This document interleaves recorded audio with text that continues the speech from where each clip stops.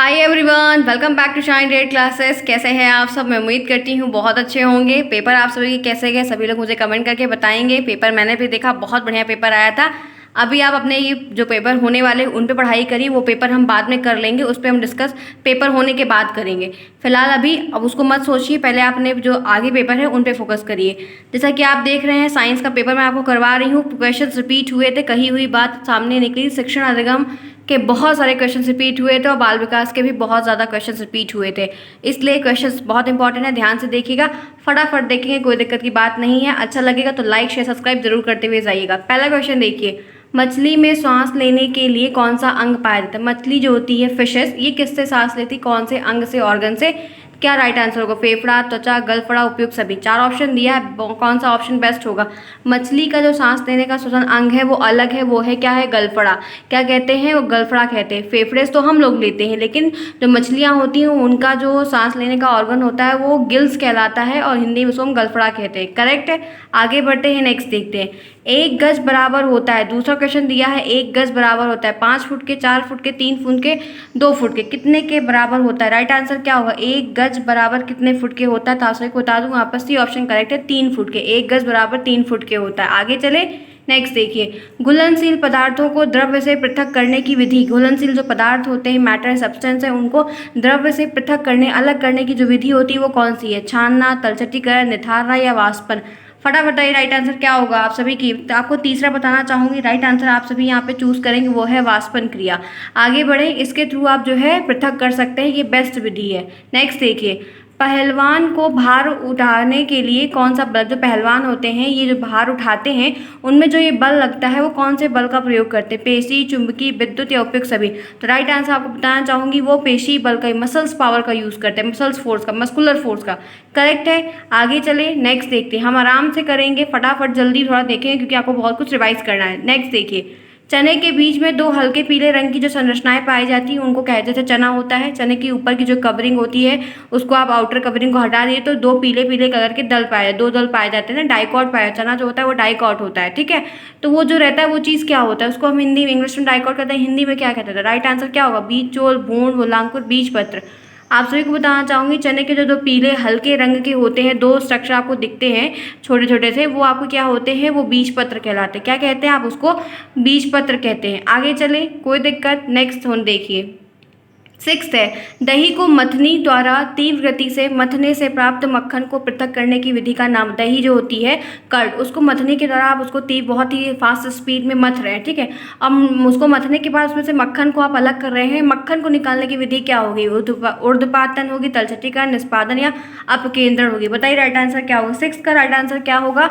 तो दही को अलग करने की जो विधि होती है उसको अपकेंद्रण यहाँ पे कहेंगे। दही से मक्खन को निकालने की जो विधि होती है, ठीक है। और दही जमाने की विधि में फर्मेंटेशन का प्रयोग होता है, इस बात को ध्यान रखिएगा, ठीक है। आगे चले, नेक्स्ट देखिए, 7th है, सुषुप्त पौधा कहा जाता है जड़ को, फूल को, बीज को, पत्ती को, इस किसको आप सुषुप्त पौधा कहते हैं? फटा बताइए राइट आंसर क्या होगा? 7th का राइट आंसर क्या होगा? जड़ की यहाँ पे बात हो रही है, सुषुप्त पौधे की, किसको कहते हैं? तो राइट आंसर यहाँ पे क्या होगा? बीज को, बीज को हम सुषुप्त पौधा कहते हैं। आगे चले, नेक्स्ट देखिएगा, प्रीवियस ईयर के क्वेश्चन बहुत इंपॉर्टेंट है, ये सारे पुराने पेपर्स हैं जो रिसेंट ईयर्स के हैं। नेक्स्ट देखिए, 8th क्वेश्चन है, 1 फुट के बराबर है, 1 फुट कितने के बराबर है? 26.48 सेंटीमीटर, 29.48 सेंटीमीटर और 28.48 सेंटीमीटर और 30.48 सेंटीमीटर, ठीक है। बताइए, 4 ऑप्शन यहाँ पे दिया है, 1 फुट कितने के बराबर होता है, कौन सा ऑप्शन सही है? 1 फुट बताना चाहूँगी यहाँ पे। 8th का right answer D option correct है। 1 फुट जो होता है वो 30.48 सेंटीमीटर के बराबर होता है, ठीक है। नेक्स्ट देखिए, आगे चलते हैं, 9th देखिए, न्यूटन का गति संबंधी कौन सा नियम क्रिया प्रतिक्रिया का नियम? रिएक्शन का एक नियम, न्यूटन ने 3 नियम दिए हैं ना, first law, second law, third law, ठीक है। तो क्रिया प्रतिक्रिया का नियम है, कौन सा नियम है? तो राइट आंसर यहाँ पे होना चाहिए तीसरा नियम है, ठीक है। और प्रथम नियम उसको इनर्शिया का नियम इंग्लिश में कहते हैं, जड़त्व का नियम हिंदी में कहते हैं, ठीक है। आगे चलते हैं, नेक्स्ट देखिएगा, ध्यान रखिएगा, कोई दिक्कत की बात नहीं। 10th देखिए, बल की इकाई है, बल की यूनिट क्या होती है? बल की यूनिट अर्ग है, वॉट है, डाइन है, कैलोरी। फटाफट बताइए राइट आंसर क्या होगा? बल की इकाई क्या है? यहाँ पे पद्धतियाँ अलग अलग होती हैं, इसके बेस पे अलग अलग आंसर भी आपके रहेंगे। यहाँ पे जो ऑप्शन आपको दिया है यहाँ पे डाइन होगी, बल की जो इकाई है वो डाइन यहाँ पे करेक्ट है, ठीक है। आगे चलते हैं, नेक्स्ट देखते हैं, फल का पेड़ से गिरना किसका, जो फल होते हैं, फ्रूट्स होते हैं, वो पेड़ से जब गिरते हैं तो ये कौन सा उदाहरण है, चुंबकीय बल का, गुरुत्व बल का, घर्षण बल का, पेशीय बल का, कौन सा ऑप्शन करेक्ट होगा। फल का पेड़ से गिरना कौन सा उदाहरण है, फल का पेड़ से गिरना कौन सा उदाहरण, राइट आंसर यहाँ पे गुरुत्व बल यानी कि ग्रेविटेशनल फोर्स है। कोई भी चीज़ ऊपर से नीचे की तरफ गिरती है तो ग्रेविटेशनल फोर्स के कारण। आगे चले, नेक्स्ट देखिए, बालू और लोहे की छीलन को पृथक किया जाता है, बालू और लोहे की छीलन को पृथक किया जाता है, बिन कर, फटकार कर, चुंबकीय पृथक्करण द्वारा या चाल कर, कौन सा ऑप्शन सही होगा। बालू और लोहे की जो छीलन होती है, छिलके होते हैं, उन्हें अलग करने का जो प्रोसेस होता है वो कौन सा होगा, तो राइट आंसर यहाँ पे है चुंबकीय पृथक्करण। आप चुंबकीय पृथक्करण विधि के द्वारा बालू और लोहे की जो छीलन है उनको अलग अलग डिस्ट्रीब्यूट अलग अलग कर सकते हैं। आगे चले, पत्ती के द्वारा जनक होता है, जनक नहीं यहाँ पे जनन होगा, पत्ती के द्वारा जो जनन होता है, मतलब आगे जनरेशन बढ़ती है, पत्ती के द्वारा नया पौधा निकल जाता है, बबूल में, आम में, केले में, जो ऐसे कौन सी पत्ती होती है जो कर देते हैं, राइट आंसर है अजूबा, अजूबा यानी कि पेरिफिलम की लीफ। इसमें क्या होता है, आप इसको मिट्टी में हल्का सा करिए तो वहाँ पे पेड़ निकलने लगते हैं। आगे चले, नेक्स्ट देखिए, फिर यहाँ पे उभयचर जंतु, उभयचर यानी कि एम्फीबियन, जो लैंड पे भी रहते हैं तो वाटर में भी सर्वाइव कर लेते हैं, जो दोनों जगह पे रह के जीवित रह सकते हैं, वही होते हैं उभयचर जंतु। मछली है, कुत्ता है, चिड़िया है, मेढक, कौन सा राइट ऑप्शन होगा, तो उभयचर जंतु जो ऑप्शन में दिया है वहाँ पे मेढक बेस्ट है। ये आपके लैंड पे भी आपको दिखते हैं और नदी में भी दिखते हैं, नालों में भी दिखते हैं, ठीक है। बारिश के मौसम में टर टर करते रहते हैं अक्सर। देखिए नेक्स्ट 15 है, द्रव्यमान का मानक मात्रा क्या होता है, द्रव्यमान का मानक मात्रा क्या होता है, कुंतल होता है, ग्राम होता है, किलोग्राम होता है, न्यूटन होता है। 4 ऑप्शन में से बेस्ट ऑप्शन कौन सा होगा, द्रव्यमान का मानक मात्रा क्या होता है, फटाफट राइट आंसर क्या होगा। आप सभी को पता है एसआई यूनिट से प्रश्न आता है, बिल्कुल भी गलत कोई नहीं करेगा, तो यहाँ पे राइट आंसर क्या होगा, किलोग्राम होगा, क्या होगा, किलोग्राम। आगे चले, नेक्स्ट देखिए, मानव रुधिर में बैंक का कार्य कौन करता है, जो ह्यूमन हार्ट्स होते हैं, जो हार्ट है, जो बैंक है, उनका कार्य कौन करता है, फेफड़ा है, यकृत है, या हृदय है, या तितली है, बताइए क्या होगा। तितली नहीं, ये तिलिल है, ठीक है, बताइए क्या होगा, राइट आंसर क्या होगा। तो ये इसको आपको बताऊंगी, ए ऑप्शन करेक्ट है, इसको इंग्लिश में स्प्लीन कहते हैं और इसका एक नाम प्लीहा भी है, ठीक है। आगे चलते हैं, नेक्स्ट देखते हैं, फिर यहाँ पे दिया है 17 है, विटामिन डी का रासायनिक नाम क्या होगा, विटामिन डी का जो केमिकल नेम है जो होता है वो क्या है, टोकोफेरॉल, एस्कॉर्बिक एसिड या क्लेसिफेरॉल, तो राइट आंसर विटामिन डी का आपको बताऊंगी तो वो है क्लेसिफेरॉल, ठीक है। ध्यान रखिए, विटामिन सी का, विटामिन डी का भी आपको ऐसे नाम पूछ सकता है, गलती कोई नहीं करेगा। आगे चले, नेक्स्ट देखिए, विटामिन सी किस में मिलती है, विटामिन डी सूरज से मिलती है, विटामिन सी जो खट्टे पदार्थों में मिलती है, सब ध्यान रखिएगा। निम्न में से कौन सा लचीला और कोमल है, इसमें से 4 ऑप्शन दिया है, कौन लचीला है, कौन फ्लेक्सिबल है, कौन कोमल है, सॉफ्ट है। सल्फर सॉफ्ट होता है, तांबा सॉफ्ट होता है, फॉस्फोरस होता है, कार्बन होता है, कौन सा ऑप्शन सही है, निम्न में से कौन सा लचीला है, तो आप यहाँ पे राइट आंसर बता दो, तांबा जो होता है वो आपका सॉफ्ट होता है, ठीक है, वो जो होता है वो लचीला होता है, बाकी जो है तो हार्ड सब्सटेंस होते हैं। नेक्स्ट देखिए, निम्न में से कौन सा प्रकाश संश्लेषण के लिए आवश्यक नहीं, फोटोसिंथेसिस की जो क्रिया होती है उसमें कौन इंपॉर्टेंस नहीं, किसकी जरूरत नहीं, क्लोरोफिल की, सूर्य के प्रकाश की, ऑक्सीजन की, या कार्बन डाइऑक्साइड की, तो राइट आंसर यहाँ पे क्या होगा 19 का, तो राइट आंसर आपको बता दो, कार्बन डाइऑक्साइड की जरूरत नहीं पड़ती, बाकी सभी की बहुत इंपॉर्टेंस होती है जब फोटोसिंथेसिस का कार्य चलता रहता है। तो नेक्स्ट देखिए, 20वां क्वेश्चन है, कणों की गतिक ऊर्जा निम्न में से अधिकरण होती है, मतलब जो कण होते हैं, जो पार्टिकल, उनकी जो काइनेटिक एनर्जी होती है वो किस में ज़्यादा होती है, द्रव्य में, गैस में, ठोस में, या प्लाज्मा में, फटाफट बताएंगे क्या आपको पता है राइट आंसर क्या होगा। जो पार्टिकल्स होते हैं उनमें जो काइनेटिक एनर्जी होती है वो किस में ज़्यादा होती है, तो वो है राइट आंसर प्लाज्मा, प्लाज्मा में सबसे ज़्यादा होती है, ठीक है, क्लियर है। ये रहे आपके सारे इंपॉर्टेंट क्वेश्चन जो प्रीवियस ईयर्स में थे, मैंने आपको फटाफट करवा दिया, आप यहाँ से रिवाइज कर लीजिएगा, ठीक है। नेक्स्ट देखते हैं, आपको मैंने परागण पढ़ाया है, पॉलिनेशन, ठीक है, जल परागण को क्या कहते हैं आप बताइए, एंटोमोफिली कहते हैं, एनिमोफिली कहते हैं, हाइड्रोफिली कहते हैं, या कुछ नहीं। 4 ऑप्शन में से कौन सा ऑप्शन करेक्ट है, कमेंट करते हुए मुझे बताइए कि आप जल परागण को क्या कहते हैं, ऐसे क्वेश्चंस आपको देखने को मिलेंगे। करेक्ट आंसर मैं बता दूं तो सी ऑप्शन करेक्ट है, हाइड्रोफिली, हाइड्रो से समझिएगा पानी का मतलब है, ठीक है। 7वां क्वेश्चन आपके सामने ये रहा, कीट बच्ची पौधे का उदाहरण, कीट बच्ची पौधे, वो पौधा जो कीटों को खा लेता है। ए ऑप्शन है पिचर प्लांट, बी ऑप्शन है ड्रोसेरा, सी ऑप्शन है ए और बी यानी कि दोनों, और डी ऑप्शन है कोई नहीं। फटाफट कमेंट करके बताइए कि क्या आंसर होगा, कीट बच्ची पौधे ऐसे कौन से हैं जो दोनों को खा लेते हैं, तो राइट आंसर इसका यहाँ पे क्या होगा, ए ऑप्शन यहाँ पे पिचर प्लांट भी करेक्ट है, बी ऑप्शन यहाँ पे ड्रोसेरा भी करेक्ट है, जो सबसे बेस्ट इसका ऑप्शन जो करेक्ट है वो सी है। करेक्ट आंसर इसका यहाँ पे सी होगा, पिचर प्लांट और ड्रोसेरा दोनों ऐसे प्लांट होते हैं जो कीट बच्ची होते हैं। 9th क्वेश्चन स्क्रीन पर ये रहा, फटाफट बताइए इसका राइट आंसर क्या होगा। द्वितीय केंद्रक निषेचित होकर बनता है, किससे बनता है, बीज से बनता है, फल से बनता है, भ्रूण से बनता है, या भ्रूणपोष से बनता है। आपको यहाँ पे क्या पूछ रहा है कि द्वितीय केंद्रक निषेचित होकर बनता है, किससे बनता है? पर बता दूं तो डी ऑप्शन करेक्ट है, भ्रूण पोष से बनता है। ठीक है, तृतीयक केंद्रक निषेचित होकर भ्रूण पोष से बनता है। किससे फॉर्मलाइज होता है? भ्रूण पोष से। नो डाउट, आगे चलते नेक्स्ट देखते हैं। 10th क्वेश्चन यहाँ पे है, फूल वाले पौधे में द्विनिषेचन की क्रिया होती है। जो फूल वाले पौधे होते हैं, ऐसे पौधे जिन्हें फूल होते हैं, उनमें जो डबल फर्टिलाइजेशन होता है, द्विनिषेचन की क्रिया होती है, वो किस में होती है? बीजांड में होती है, मूल में होती है, फल में होती है, किसी में नहीं? फटाफट बताइए इसका करेक्ट और राइट आंसर क्या होगा। 10th का राइट आंसर मैं आपको बता दूं तो इसका करेक्ट आंसर यहाँ पर क्या है?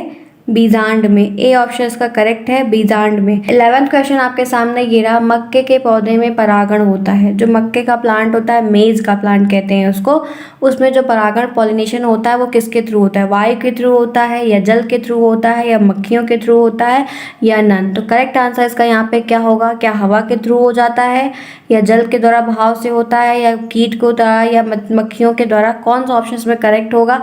11 का करेक्ट आंसर यहाँ पे मैं आपको बता दूं तो ए ऑप्शन करेक्ट है। एनिमोफिली आपको मैंने बताया था ना, जो हवाओं के द्वारा होता है। तो मक्के के पौधे में जो पॉलिनेशन है, परागण की जो क्रिया होती है, वो वायु के द्वारा होती है। ठीक, एयर आप जान रहे हैं, एयर क्या है? तो आपको फटाफट बताना है इसका करेक्ट आंसर क्या होगा। एक शुद्ध पदार्थ है, एक समांगी मिश्रण है, या विषमांगी मिश्रण है, या नन?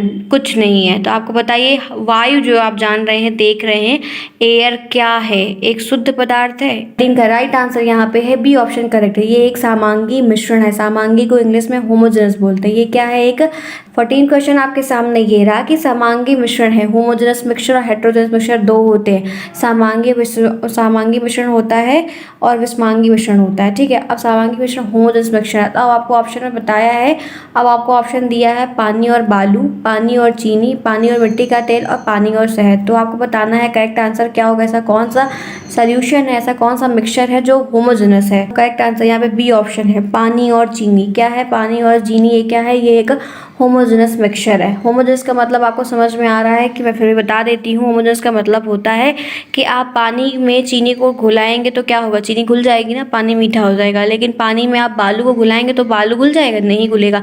पानी में आप मिट्टी का तेल घुलाएंगे तो घुलेगा? नहीं घुलेगा। पानी में आप शहद को डिजोल्व करेंगे, घुलेगा? नहीं।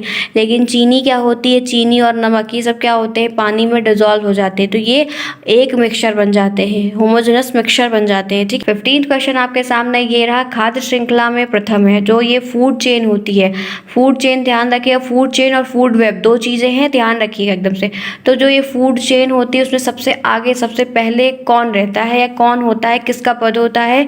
हरे पौधे होते हैं, शाकाहारी जंतु होते हैं, मांसाहारी जंतु या उभयचर जंतु होते हैं? करेक्ट आंसर बताइए 15 का क्या होगा। तो यहाँ पे राइट आंसर है 15 का ए, हरे पौधे। सबसे पहले कौन होते हैं? हरे प्लांट होते हैं, ग्रीन प्लांट होते हैं। ठीक है, उसके बाद फिर एक एक करके आगे बढ़ती जाती है सीरीज। नो डाउट, आगे बढ़ते नेक्स्ट चलते हैं। 16th क्वेश्चन आपके सामने ये रहा, मेंडल ने अपने आनुवांशिकता के प्रयोग में किस पौधे पर? मेंडल साहब जो थे, जॉन ग्रेगर मेंडल का पूरा नाम था, उन्होंने जो ये आनुवांशिकता का प्रयोग किया था वो किस पौधे पर किया था? गुड़हल के फूल पर किया था, गेंदा पर किया था, मटर पर किया था, गुलाब पर किया? करेक्ट आंसर आपको बताना है। तो राइट आंसर इसका यहाँ पे क्या होगा? सी ऑप्शन करेक्ट आंसर, मटर पर किया था, पी के प्लांट पर किया था। नो डाउट, आगे बढ़ते हैं, ध्यान रखिएगा। कभी कभी आपको इसका रेशियो पे पूछ लेगा। जो उन्होंने चूहे पर प्रयोग किया था कि एक वाइट है, हाइब्रिड ब्लैक है, तो क्या जनरेट होगा, तो उसका रेशियो भी ध्यान रखिएगा। ठीक है, इन्होंने दो किया है, मटर और चूहे पर, ध्यान रखिएगा, बिल्कुल भी नहीं भूलेगा, क्वेश्चन अराइज हो जाएगा। 17th क्वेश्चन आपके सामने स्क्रीन पर ये रहा कि पादप कोशिका की पहचान है। जो प्लांट सेल होती है, पादप कोशिका जो होती है, उसकी पहचान आप क्या समझेंगे? कैसे समझेंगे कि पादप कोशिका की पहचान है ये? ए ऑप्शन है कोशिका भित्ति से, बी ऑप्शन है जीव द्रव्य से, सी ऑप्शन माइटोकॉन्ड्रिया से, और डी ऑप्शन नन है। तो करेक्ट आंसर बताइए 17 का राइट आंसर यहाँ पे क्या होगा? पादप कोशिका की पहचान क्या होगी, कैसे आप उसको रिकॉग्नाइज करेंगे? तो इसका राइट आंसर है कोशिका भित्ति। क्या है? कोशिका भित्ति। ठीक है, नेक्स्ट देखते हैं क्या है। एक बात और बताना चाहूंगी, माइटोकॉन्ड्रिया को हम powerhouse of the cell कहते हैं। क्या कहते हैं? Powerhouse of the cell. याद रखिएगा, माइटोकॉन्ड्रिया को हम powerhouse of the cell कहते हैं। ऐसे क्वेश्चन आपको बन जाएगा, बहुत अलग एग्जाम में भी साइंस के क्वेश्चन पूछे जाते हैं। 18th क्वेश्चन आपके सामने ये रहा, कौन सा उत्तक यानी कि टिश्यू पौधे में पानी और खनिज लवण का संवहन करता है? प्लांट में ऐसा कौन सा टिश्यू पाया जाता है, टिश्यू का फॉर्मेशन होता है, जो पानी और खनिज जितने भी लवण होते हैं उनका कंडेंसेशन करता है, उनको ले जाता है, पहुंचाता है? कौन ये काम करता है? ये रिस्पॉन्सिबिलिटी किसकी होती है? ऐसा कौन सा टिश्यू है? तो जाइलम टिश्यू है, या स्थूल कोण है, या कोलेनकाइमा है, या मृदुतक कोशिका है? तो बताइए फटाफट बताइए इसका करेक्ट आंसर क्या होगा। 18 का राइट आंसर यहाँ पे होगा जाइलम टिश्यू। जाइलम टिश्यू क्या करते हैं, ये पानी को ऊपर से नीचे जितना पूरा ओवरऑल पेड़ होता है वहाँ पे पानी को ये ले जाते हैं, क्योंकि आप जो पानी डालते हैं वो जड़ में अब जड़ से ऊपर तक कैसे पहुंचेगा, तो जाइलम टिश्यू के द्वारा ये पानी पहुंचाया जाता है। ठीक है, करेक्ट है, नो डाउट। ऐसे आपको भोजन का पूछ लेगा तो आप फ्लोएम का नाम लेंगे, पानी को पूछ लेगा तो आप जाइलम का नाम लेंगे। ठीक है, नो डाउट, कंफ्यूजिंग होता है, याद रखिएगा। 19th क्वेश्चन आपके सामने ये रहा कि पौधे में प्रजनन होता है, प्लांट में जो रिप्रोडक्शन होता है वो कैसा होता है, लैंगिक होता है, अलैंगिक होता है, दोनों होता है, कोई नहीं। तो फटाफट इसका करेक्ट आंसर क्या होगा 19 का। तो राइट आंसर इसका सी ऑप्शन है, पौधे में लैंगिक प्रजनन और अलैंगिक प्रजनन दोनों होता है। ठीक है, नो डाउट। आगे चलते हैं, नेक्स्ट देखते हैं। लैंगिक अलैंगिक के पार्ट भी बहुत सारे हैं, ध्यान रखिएगा। ठीक है, 20 क्वेश्चन आपके सामने है। दो आवेशों के बीच कार्य करने वाला बल, दो चार्जों के आवेश को इंग्लिश में चार्ज बोलते हैं। दो आवेशों के बीच वर्क करने वाला जो फोर्स होता है, बल होता है, उसको क्या कहते हैं, पेशी बल कहते हैं, गुरुत्व बल कहते हैं, चुंबकीय बल कहते हैं, या डी ऑप्शन यहाँ पे है विद्युत बल। ठीक है, इलेक्ट्रिकल फोर्स। ठीक है, अब आप बताइए इसका राइट आंसर क्या होगा। आप बताइए दो आवेशों के बीच में कार्य करने वाला कौन सा बल होता है। तो राइट आंसर इसका डी ऑप्शन है, करेक्ट क्या है, विद्युत बल, इलेक्ट्रिकल फोर्स होता है। क्या होता है, दो चार्जों के बीच कार्य करने वाला इलेक्ट्रिकल फोर्स होता है। नेक्स्ट क्वेश्चन आपके सामने ये रहा, पृथ्वी की गतियां कौन सी हैं, जो पृथ्वी होती है उसकी गति कौन सी है, वो जो गति कहलाते हैं पृथ्वी गति करती है वो कौन सी है, घूर्णन और परिक्रमा है, घूर्णन गति है, दोलन गति है, या नन है। तो करेक्ट आंसर इसमें क्या होगा आपको बताना है। फटाफट बताइए कि पृथ्वी की गति कौन कौन सी है। 21 का क्या होगा। तो राइट आंसर इसका मैं आपको बता दूं, ए ऑप्शन इसका करेक्ट आंसर है, बेस्ट आंसर है। घूर्णन और परिक्रमण, ये दो गतियां करती हैं, पृथ्वी दो गतियां करती हैं, एक घूर्णन करती है और एक परिक्रमण करती है। आगे चलते हैं, नेक्स्ट देखते हैं। 22 क्वेश्चन आपके सामने है, किस पौधे के पुष्प विश्व में सबसे बड़े, ऐसा कौन सा प्लांट होता है जिसके जो फूल होते हैं वो वर्ल्ड में सबसे बड़े होते हैं। रेफ्लेशिया का होता है, गुड़हल का होता है, गुलाब का होता है, और डी ऑप्शन है गेंदा का। फटाफट बताइए इसका राइट आंसर क्या होगा, सबसे बड़ा प्लांट पूरे होल इन द वर्ल्ड में। तो राइट आंसर इसका है रेफ्लेशिया। क्या है, रेफ्लेशिया का प्लांट जो फूल, रेफ्लेशिया का फूल जो होता है वो सबसे बड़ा होता है। इसमें एक बात ये होती है कि इसमें ना बहुत बदबू होती है, इसमें इसकी एक अजीब सी स्मेल होती है, बहुत बहुत ही अजीब सी स्मेल करता है ये पौधा। जब ये खिलता है ना तो उसके एरिया में लगभग जो है ना काफ़ी दूर तक लोग रहते हैं, क्योंकि इतनी बेकार स्मेल की होती है कि अपनी स्मेल की वजह से और अपने साइज़ की वजह से बहुत फेमस है ये। ठीक है, नो डाउट। आगे बढ़ते हैं, नेक्स्ट देखते हैं। 23वां क्वेश्चन आपके सामने, समय का मानक मात्रक क्या होगा। द्रव्यमान का पूछा था, इसी तरह समय का पूछा। तो फटाफट बताइए कि टाइम का जो मानक मात्रक है वो क्या होगा, मीटर होगा कि किलोग्राम होगा कि सेकंड होगा कि कुछ नहीं। राइट ऑप्शन इसका यहाँ पे सी ऑप्शन करेक्ट है, सेकंड होगा। ठीक है, टाइम का सेकंड होता है, नो डाउट, ऐसे ही याद कर लीजिएगा। फिर उसी तरह रिलेटेड एक क्वेश्चन और, द्रव्य का आयतन मापते हैं आप, द्रव्य का आयतन कैसे मापते हैं, लीटर में मापते हैं, केजी में, ग्राम में कि सेकंड में। तो राइट आंसर इसका यहाँ पे क्या होगा 24 का। तो करेक्ट आंसर यहाँ पे आपको दिया गया है कि द्रव्य का आयतन क्या होगा, लीटर होगा। आप लीटर में द्रव्य को मापते हैं, नो डाउट। आगे बढ़ते हैं, नेक्स्ट चलते हैं। ठीक है, देखते हैं 25वां क्वेश्चन क्या है। ऐसे पदार्थ जो जल में घुल जाते हैं, ऐसे पदार्थ जो जल में घुलनशील हो जाते हैं उनको आप क्या कहते हैं, विलय सॉल्यूशन कहते हैं, विलायक बोलते हैं, या निलंबन कहते हैं, या कुछ नहीं। फटाफट मुझे कमेंट करके बताइए कि 25 का राइट आंसर क्या होगा। वह पदार्थ जो जल में घुल जाता है वो क्या कहलाता है, उसको आप क्या कहते हैं। जैसे होता है ना इंग्लिश में सॉल्युबल, सॉल्यूट, सॉल्युबल, वैसे यहाँ पे है। तो विलयी सॉल्यूशन होगा कि विलायक होगा कि निलंबन होगा। तो राइट आंसर उसका बता दूँ तो विलयी सॉल्यूशन होगा। क्या होगा, विलय सॉल्यूशन, नो डाउट। आगे बढ़ते हैं, नेक्स्ट चलते हैं। 26 क्वेश्चन आपके सामने ये रहा, पत्तियों द्वारा कायिक प्रवर्धन होता है, पत्तियों के द्वारा कायिक प्रवर्धन होता है। 26वां क्वेश्चन आपके सामने है कि पत्तियों के द्वारा कायिक प्रवर्धन होता है, यानी कि वेजिटेटिव रिप्रोडक्शन। ठीक है, अब आप बताइए किस में होता है, बेरोफिलम की लीफ में, गुलाब की लीफ में, गेंदा की लीफ में, पुदीना की लीफ में। क्या इसका राइट आंसर होगा। मैंने आपको ये चीज़ पढ़ाई हुई है, बताई भी है, फिगर के साथ दिखाई हुई है। तो राइट आंसर इसका होगा बेरोफिलम प्लांट। एक बात और बताना चाहूँगी, ये आपकी जो ये एक बेरोफिलम लीफ होती है ना, इसका आपको डायग्राम बनाने को आ जाएगा, ध्यान रखिएगा। फूल का आपको डायग्राम बनाने को आ जाएगा, उसके पार्ट बताने को, उसमें जो होते हैं स्टेमन, पुंकेसर वगैरह वगैरह जो भी चीज़ें होती हैं, वो सब कुछ आपको जो है नाम सही बताने को आ जाएगा। ऐसे आपको या तो आपको सरसों का बनाने को मिल जाएगा, या तो आपको जड़ के दोनों बनाने को मिल जाएंगे। ध्यान रखिएगा, ऐसे क्वेश्चन आपको पूछेंगे, डायग्राम बनाने को भी साइंस में आता है, नो डाउट। आगे चलते हैं, नेक्स्ट देखते हैं। 27वां क्वेश्चन आपके सामने है, पदार्थों की 3 अवस्थाएं कौन सी। जो पदार्थ होते हैं, जो मैटर होते हैं, उनकी 3 स्टेज होती है। कौन कौन सी होती है, ये केमिस्ट्री का क्वेश्चन है। हमने आज जो क्वेश्चन लिया है इसमें बायो, फिजिक्स, केमिस्ट्री सब मिले हुए हैं, ठीक है। बहुविकल्पी प्रश्न हमारा साइंस का चल रहा है। फटाफट बताइए इसका राइट आंसर क्या होगा। सॉलिड लिक्विड गैस होगा कि जागृत होगा। सी ऑप्शन स्वप्न होगा या सुषुप्ति होगी। कौन सी अवस्था होती है पदार्थ की? तो राइट आंसर इसका आप यहाँ पे देख सकते हैं, एक ही है जो बेस्ट है, सॉलिड लिक्विड गैस, ठीक है, solid liquid gas, no doubt. आगे चलते ही नेक्स्ट देखते हैं। 28वां क्वेश्चन आपके सामने घेरा। लंबाई का एसआई मात्रक क्या होता है? लेंथ की एसआई यूनिट क्या होती है बताइए। मीटर होती है, किलोग्राम होती है, न्यूटन होती है कि ग्राम होती है? तो राइट आंसर 1828 का क्या होगा? फटाफट बताइए। तो राइट आंसर इसका मीटर होगा। क्या होगा? लेंथ का मीटर होता है, नो डाउट। आगे चलते नेक्स्ट देते। पानी का क्वथनांक कितना होता है? पानी का बॉइलिंग पॉइंट कितना होता है? 100 डिग्री सेल्सियस होता है, 4 डिग्री सेल्सियस, 0.01 डिग्री होता है, 0 डिग्री सेल्सियस होता है? पानी कितने डिग्री सेल्सियस से बॉयल होना स्टार्ट होता है या बॉयल होता है?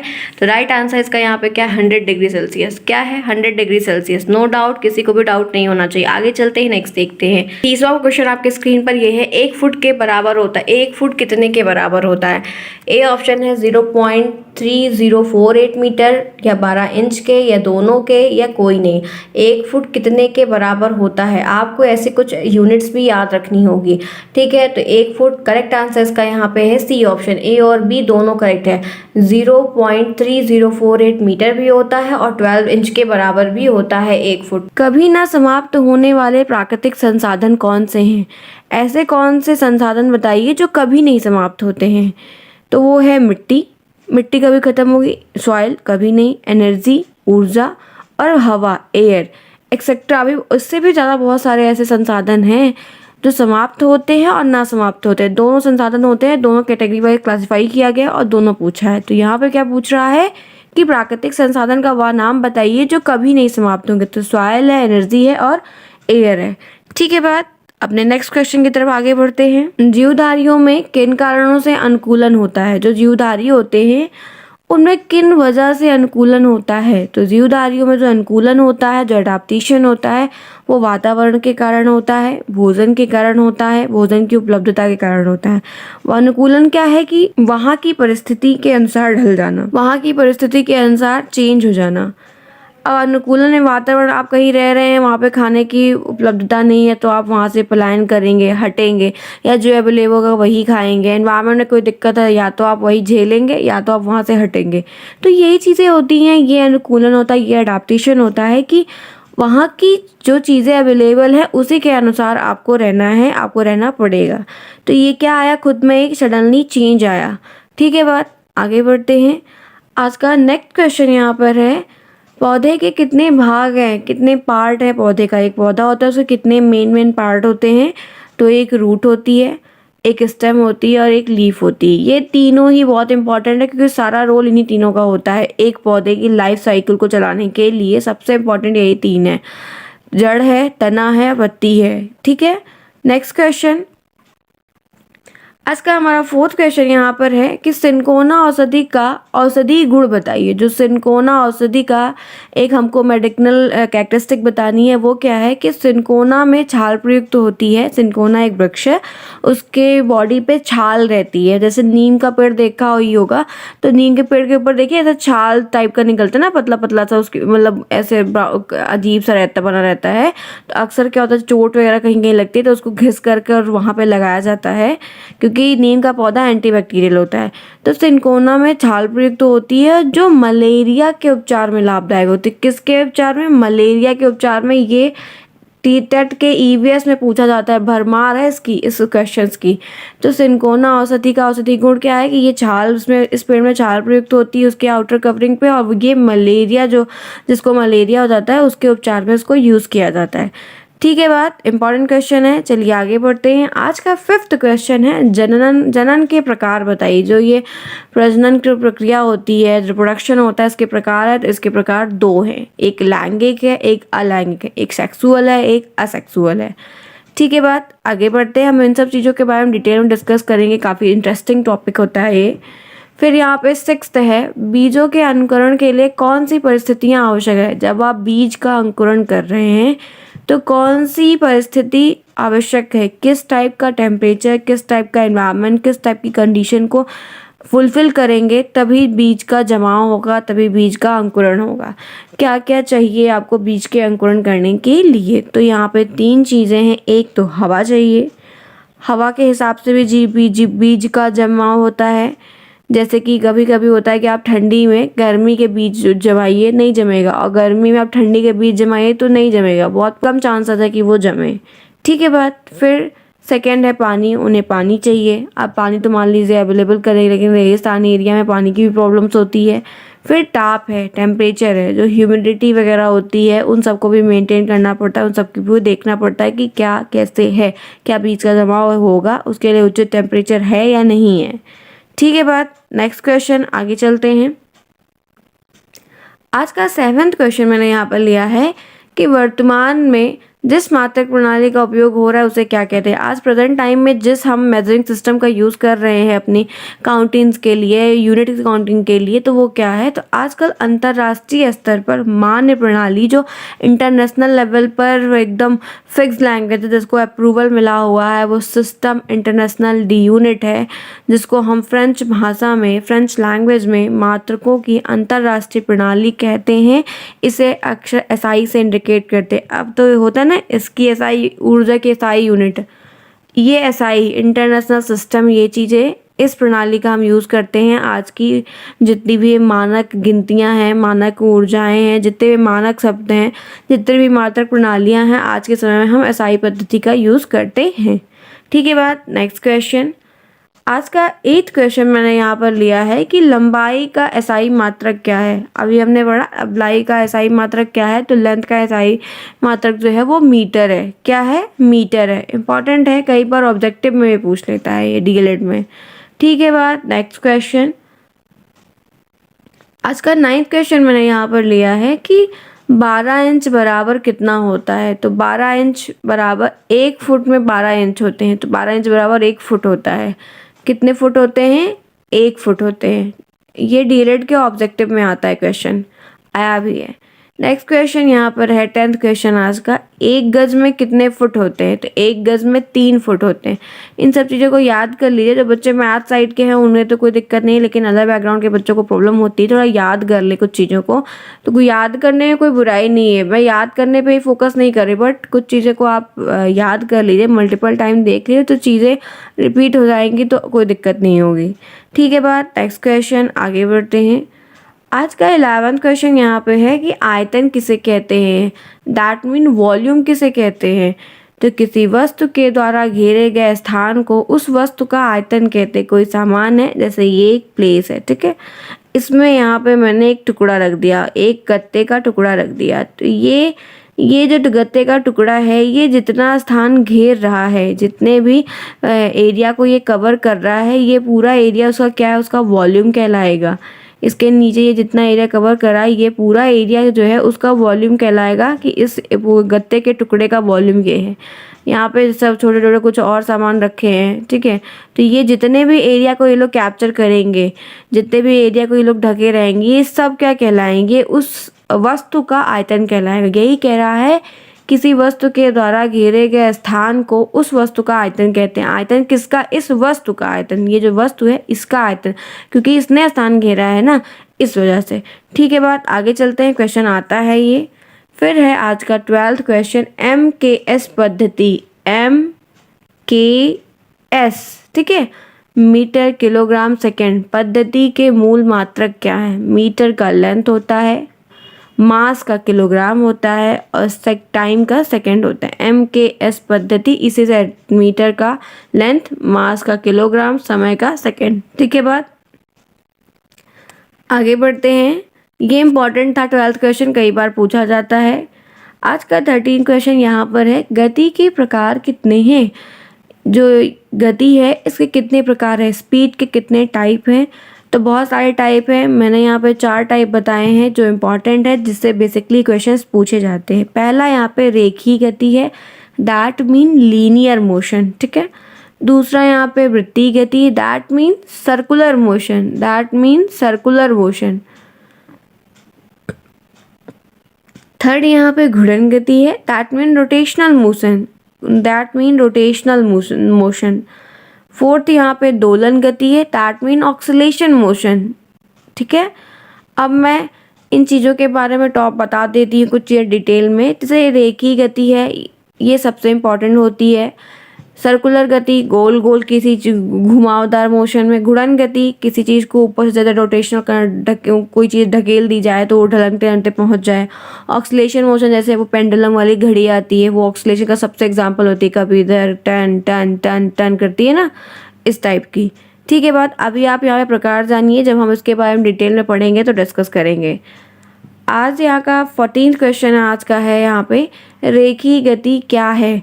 लीनियर मोशन क्या है? What do you mean by linear motion? आप लीनियर मोशन से क्या समझते हैं? तो रेखी गति लीनियर मोशन, या रेखी गति लीनियर मोशन, या त्रिजुरेखी गति रेक्टिलिनियर मोशन है। आप इसको लीनियर मोशन बोलिए या रेक्टिलिनियर मोशन बोलिए, या आप रेखी गति बोलिए या त्रिजुरेखी गति बोलिए, दोनों एक है। ठीक है, वह गति जिसमें पिंड का गतिपथ एक सरल रेखा में हो। कोई पिंड है, ये एक सरल रेखा है, एक सिंपल सी रोड है। ठीक है, यहाँ पे कोई पिंड है, ठीक है, कोई बंदा खड़ा है, कुछ भी है, तो वह गति उस जिस पिंड का गतिपथ, इस पिंड का जो गतिपथ, ये रास्ता है, ये एक सरल रेखा हो, ये एक सिंपल सी रेखा हो। इस प्रकार की गति का गतिपथ निरूपण केवल एक अवकाशीय विमा, एक स्पेशल डायमेंशन, एक डायमेंशन में एक ही रास्ते पे एक ही सिंपल निरूपण गतिपथ रास्ते पे सरल रेखी डायमेंशन जो होता है, उसी को हम यहाँ पर उपयोग किया जाता है, उसको हम रेखी गति कहते हैं। रेखी गति का सिंपल नाम से इंडिकेट हो रहा है कि लीनियर मोशन। एक सीधी सी रोड है, यहाँ पे कोई बंदा खड़ा है और वो अपने रास्ते पे एक डायमेंशन में ही सीधे अपने रास्ते पे एकदम लीनियर गतिपथ पर जा रहा है। ये क्या है? लीनियर मोशन है। कोई भी सामान रखा है, वो धीरे यहाँ से अपने सीधे, कोई बाइक चल रही है, एकदम नॉर्मल वेज में वो जा रही है, एकदम लीनियर मोशन में। तो यही क्या है? लीनियर मोशन, एकदम सीधी रेखा में एकदम सरल गतिपथ पर चलना। ठीक है, गति करना। रेखी गति सभी गतियों में सबसे इंपॉर्टेंट होती है, सबसे सरल होती है, क्योंकि एकदम सीधे रास्ते पर चलती है, उससे कहीं घूमना टेढ़ा मेढ़ा कोई नहीं, एकदम लीनियर मोशन होता है। ठीक है, आगे बढ़ते हैं। नेक्स्ट क्वेश्चन यहाँ पे है 15 क्वेश्चन, वृत्तीय गति किसे कहते हैं? सर्कुलर मोशन किसे कहते हैं?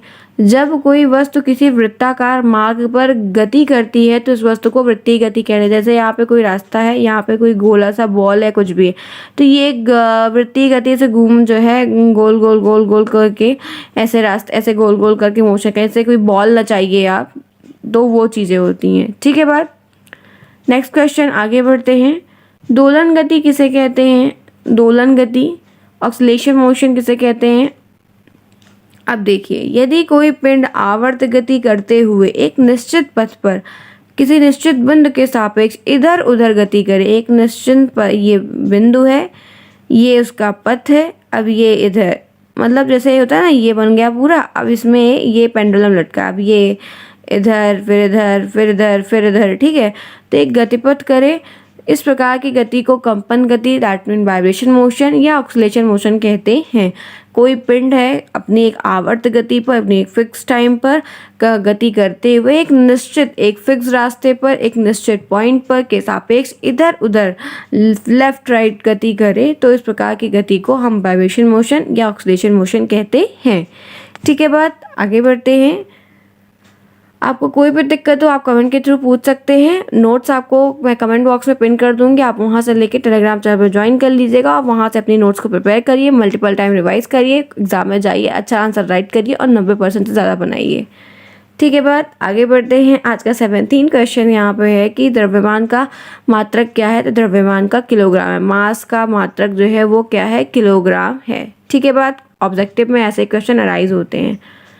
आज का 18th क्वेश्चन यहाँ पे है, मानव शरीर का तापमान कितना है? तो मानव शरीर का जो बॉडी टेम्परेचर है वो लगभग 98.6 फ़ारेनहाइट है और 37 डिग्री सेल्सियस है। ये इंपॉर्टेंट है, ये EVS में टेट में अक्सर आता है और ये ऑब्जेक्टिव में भी पूछ लेता है, आपको नॉर्मल 1 नंबर में भी पूछ लेगा कि मानव शरीर का टेम्परेचर बताइए, तो 98.6 फ़ारेनहाइट एंड 37 डिग्री सेल्सियस। ठीक है बात, आगे बढ़ते हैं।